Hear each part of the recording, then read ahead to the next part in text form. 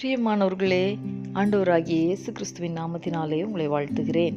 இந்த நாளிலேயும் இந்த தியானத்தின் வாயிலாக உங்களை சந்திப்பதிலே நான் மகிழ்ச்சி அடைகிறேன்.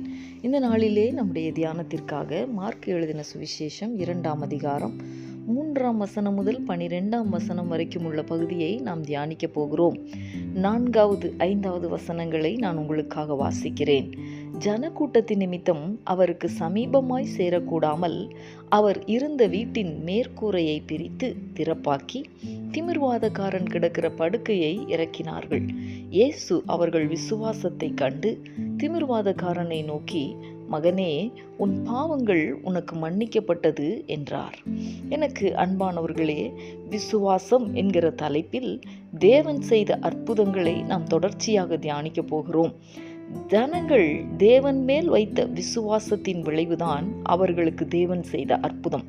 பாருங்கள், ஆண்டவராகிய இயேசு கிறிஸ்து கப்பர்நகூமுக்கு போனார் என்றும் அவர் வீட்டில் இருக்கிறார் என்றும் ஜனங்கள் கேள்விப்பட்ட போது வீட்டின் வாசலுக்கு முன்னும் நிற்கிறதற்கு இடம் போதாதபடிக்கு அநேகர் கூடி வந்தபடியினால் இந்த திமிர்வாதக்காரனை சுமந்து கொண்டு வந்த அந்த 4 பேர் செய்த செயல் என்ன தெரியுமா?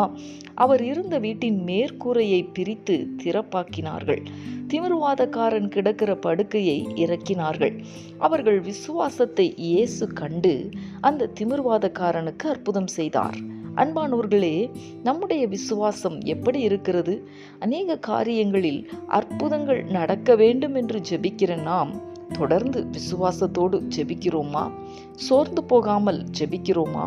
அன்பானவர்களே, நாம் சோர்ந்து போகாமல் தேவன் அற்புதம் செய்வார் என்கிற அந்த விசுவாசத்தோடு ஜெபிக்கும் பொழுது நிச்சயமாகவே தேவன் செய்கிற அற்புதங்களை நாம் காண முடியும். இந்த விசுவாசத்தோடு கூட இந்த நாளிலே நாம் நம்மை அர்ப்பணித்து ஜெபிக்கலாமா?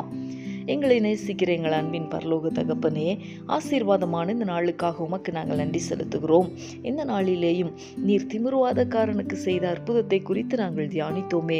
தகப்பனே, எப்படியாகிலும் உம்முடைய பார்வை பட்டால் அல்லது நீர் தொட்டால் அவர்கள் சுகமாவார்கள் என்பதை அறிந்து வீட்டின் மேற்கூரையை பிரித்து திறப்பாக்கி உம்மிடத்திலே அற்புதத்திற்காக விசுவாசத்தோடு கொண்டு வந்த பொழுது அவர்களுக்கு அற்புதம் செய்து அவர்களை மகிழ பண்ணின தேவன் இந்த நாளிலே உம்மை நோக்கி பார்த்து விசுவாசத்தோடு ஜெபித்து கொண்டிருக்கிற உம்முடைய பிள்ளைகளுடைய வாழ்க்கையிலே உம்முடைய அற்புதத்தின் வல்லமையை கர்த்தர் விளங்க பண்ணுவீராக. உம்முடைய அற்புதத்திற்காக உம்மை துதிக்க கர்த்தர் கிருபை செய்வீராக. நீர் அப்படி செய்ய போகிறதற்காக உமக்கு ஸ்தோத்திரம். இயேசு கிறிஸ்துவின் நாமத்தில் வேண்டிக் கொள்ளுகிறேன் நல்ல பிதாவே.